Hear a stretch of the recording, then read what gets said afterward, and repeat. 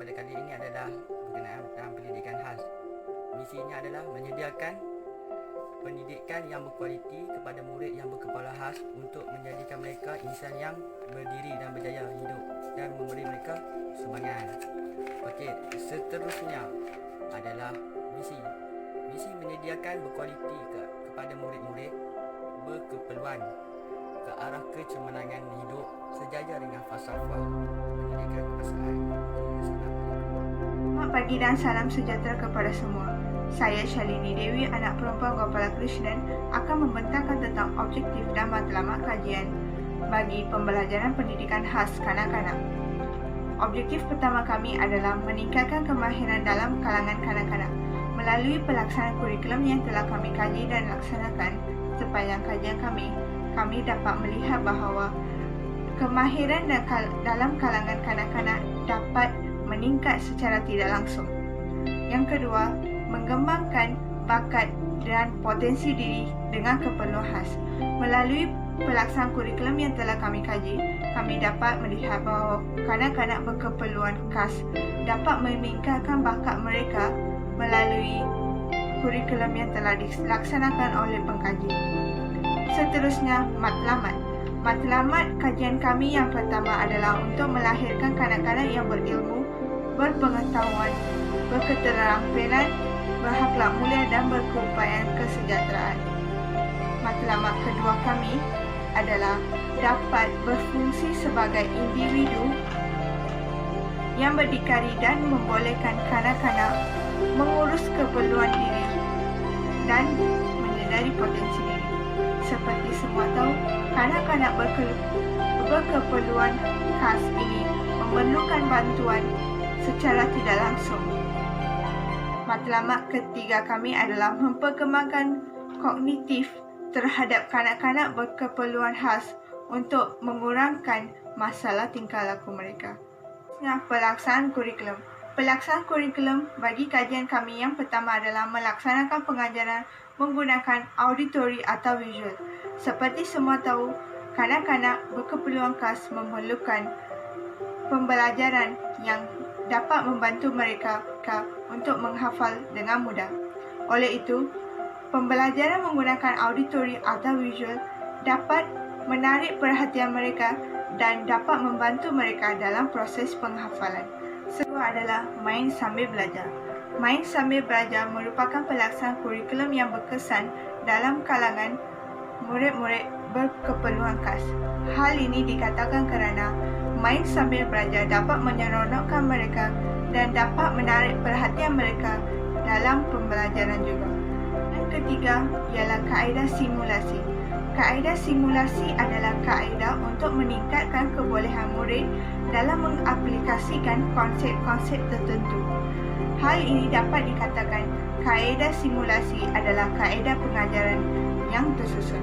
Kaedah simulasi juga dapat melibatkan tentang sosiodrama. Sosiodrama adalah lakonan berdasarkan cerita. Hal ini dapat menarik perhatian murid-murid khas dalam mendengar cerita dan meningkatkan pengetahuan mereka. Pelaksanaan kurikulum kami yang keempat adalah kaedah kooperatif. Kaedah kooperatif adalah kaedah yang memerlukan kerjasama semua murid dalam kumpulan yang kecil. Berdasarkan kaedah kooperatif ini, guru-guru dapat mencapai matlamat mereka secara tidak langsung. Hal ini kerana murid-murid semua harus melibatkan diri mereka secara langsung melalui berkomunikasi dan menukar pandangan mereka. Pelaksanaan kurikulum kami yang kelima adalah gabung dari pelajaran dengan muzik. Seperti semua tahu, muzik merupakan aspek yang menarik perhatian ramai murid. Oleh itu, muzik dapat meningkatkan daya peringatan mereka dan juga menarik perhatian mereka dalam pembelajaran. Terima kasih. Selamat sejahtera kepada guru-guru dan rakan-rakan sekalian. Nama saya Hana Anbulagan. Tajuk kumpulan kita ialah pendidikan khas kepada kanak-kanak. bahagian yang saya ingin bentangkan hari ini ialah kandungan kurikulum. Dalam kandungan kurikulum, saya memilih 4 subjek. Pendidikan seni, pelajar boleh meningkatkan ataupun melahirkan kreativitinya. Juga dengan ini, kanak-kanak boleh dapat belajar macam mana nak lukis dan mewarna. Ini mengembangkan sikap kreativiti dan inovatif kanak-kanak. Seterusnya, bahasa Melayu dan bahasa Inggeris. Dalam ni, guru-guru boleh ajar suku kata dengan alfabet. Pelajar-pelajar boleh dapat mengenali huruf, dan juga mereka boleh belajar macam mana nak komunikasi dengan orang lain. Sebab bila guru-guru mengajar bahasa Melayu atau bahasa Inggeris, guru-guru akan bertutur dalam bahasa Melayu dan bahasa Inggeris. So kanak-kanak boleh belajar dari guru-guru. So dengan ini, kanak-kanak dapat meningkatkan kemahiran komunikasi dan juga mereka akan mahir dalam pertuturan dan penulisan bahasa Melayu dan bahasa Inggeris. Seterusnya, pendidikan jasmani dan kesihatan. Pendidikan jasmani dan kesihatan ini untuk membantu kanak-kanak untuk menjaga kesihatan. Dalam ini, guru-guru boleh mengajar macam mana nak gosok gigi, cuci tangan dan lain. Dengan ini, kanak-kanak boleh menguruskan hal mereka sendiri. Mereka boleh belajar sikap berdikari. Seterusnya, guru-guru selain daripada ini, kanak-kanak juga akan membuat senaman. Dengan ini, pelajar boleh menjaga kesihatan badan. Yang akhirnya ialah pendidikan Islam dan moral.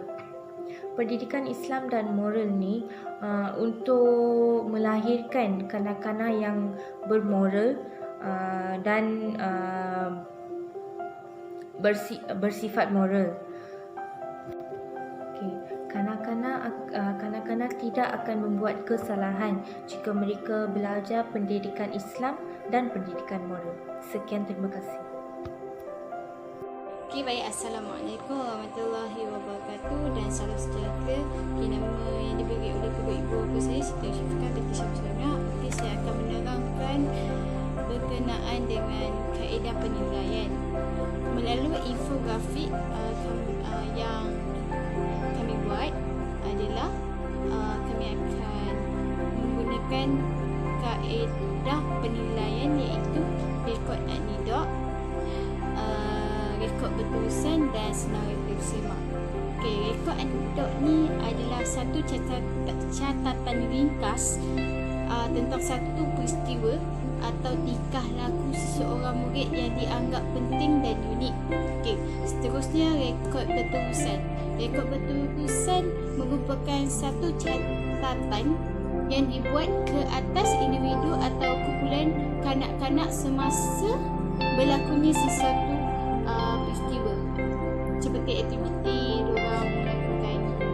Seterusnya adalah senarai semak. Senarai semak ialah senarai item yang disediakan untuk mengenal pasti pengembangan dari segi pengetahuan, kemahiran, sikap dan kebolehan. Okey, itu saja.